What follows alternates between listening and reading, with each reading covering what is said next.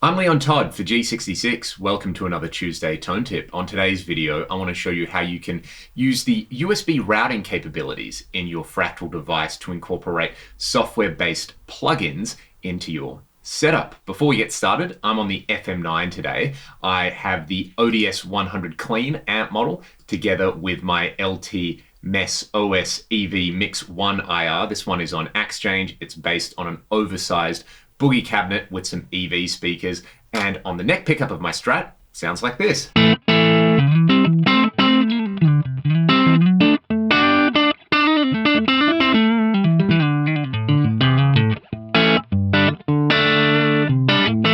Sweet little clean to edge a breakup tone right there to get started. The plugin that I want to incorporate into this setup is actually the Fractal FAS-FX Reverb plugin, which I have loaded up in Pro Tools. So you can see I've got this guitar space preset loaded up at the moment, and the plugin is loaded on this audio track right here. I've got to do a little bit of setup though.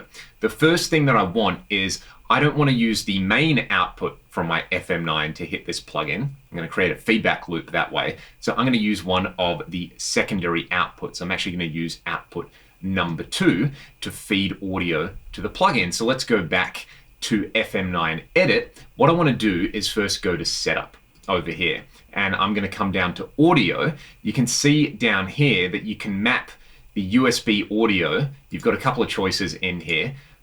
Output 1 is going to output channels 1 and 2 via USB, and then output 2 is getting mapped to USB channels 3 and 4. In Pro Tools, what I have done is I have named those USB channels to correspond with the outputs on my FM9 or FX3 or FM3. It just keeps things easier that way. The other thing that we want to set up here in the digital I/O is we want to set the digital input source to channel 5 and 6 USB. Then I want to select one of these inputs to basically mirror whatever is coming back through this particular channel here. Let's go with input number 2. I'm going to set that to digital. Now, if you're on an FM9 or an FX3, there is a slightly easier way to do this. I will show you this at the end of the video, but this is going to work across all the current generation Fractal devices. If you are on an FM3, you don't have a third input on here, you've just got input number 2. So I'm going to roll with input number 2 over here. Right, we've got that happening. What I need to do next is actually place these blocks on the grid. So what I'm going to do is I'm going to take output number 2 after my cabinet. Remember, this is going to USB channel 3 and 4, and in my Pro Tools session, I have set the input of this track to correspond with that particular output. Remember, I've just named it Fractal output number 2. Hope you're keeping up. Next, what we want to do is we want to select input number 2, which is now taking the signal from those USB channels that we had assigned, and it's now a digital signal, and we can feed it onto the grid over here. Okay, that's pretty cool. All I've got to do is make sure that this particular track over here is actually on. So what I'm going to do is just mute the track to start with, and you will see that this particular track is actually getting audio, but it's not feeding anything back yet because it's muted. When I unmute it, I'm going to have signal going to that input number 2 that I've placed on the grid.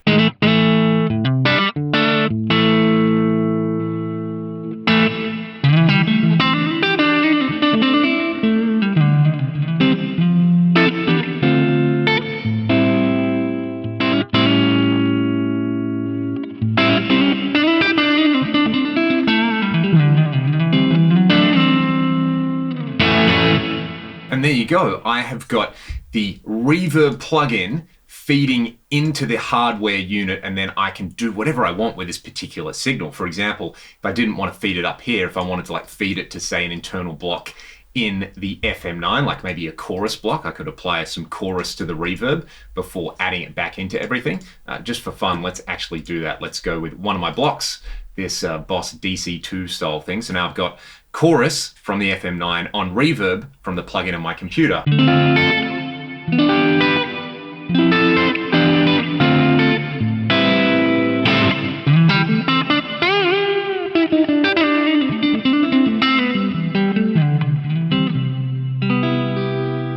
Chorus on reverb is a pretty sweet combo. Of course, in the plugin, I could navigate to any other preset that I like. For example, there's some really fun exotic types in here, like the reverse slapback. Cloud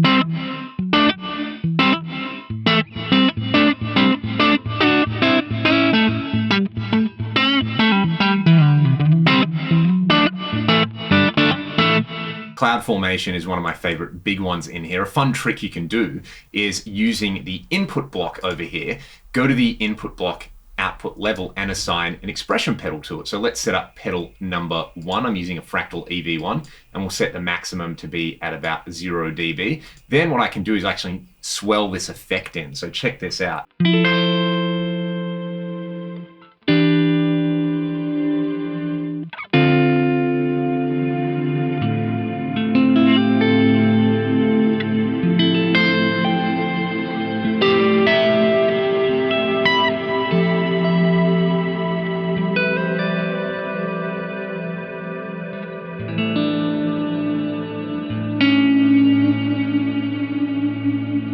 Now on the FM9 and the FAS-FX3, they actually have a dedicated USB input block, and that particular input block is mapped to USB inputs 7 and 8. So what you can do, for example, would be instead of having to assign a analog input to a digital input, you can skip that extra setup step here, and you can simply just use the input USB block over here.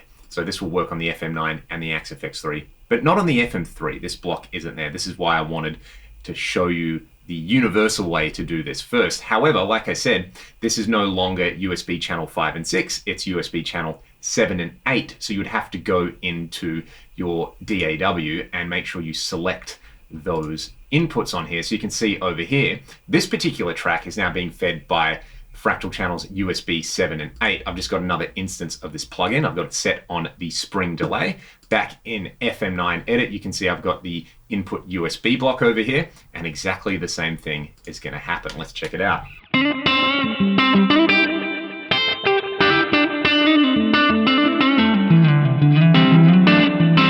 Now, of course, we could expand on this on the FM9 and FM3 and use our USB input block and then the input block that we had set up as another digital input. So basically USB channel 7 and 8. And then I'm going to go back and put our input 2, which we remember was set to be a digital input source, and the digital input source was set to be USB channels 5 and 6. And I can place both of those on there.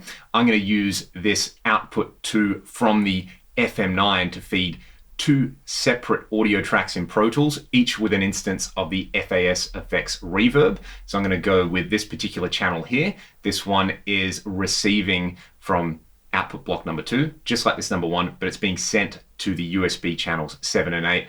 This particular instance over here, where I've got the guitar space, is going to USB channel 5 and 6. So I can run them both in parallel and blend them. And of course, you could use any plugins you like in here. If you had a particular software plugin that you love the sound of, like a delay or some kind of weird granular effect, or you wanted to use a software synthesizer and send it into your FM9, FM3 or FAS-FX3, this would work as well. But I'll bring in the guitar space, and then I will bring in this reverb over here, the spring delay. Check it out.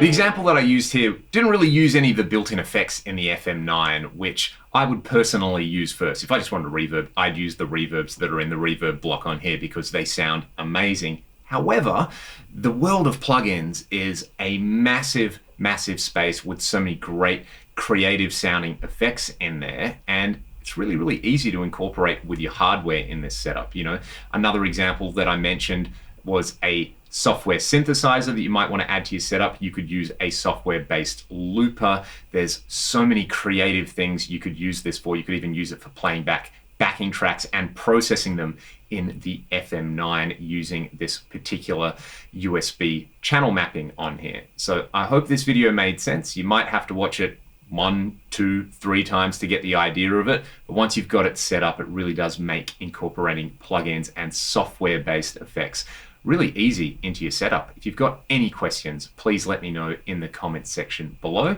And if you've got suggestions for future Tuesday Tone Tips, I would love to hear from you as well. Let me know in the comments. Otherwise, have a great week, and I will see you next time.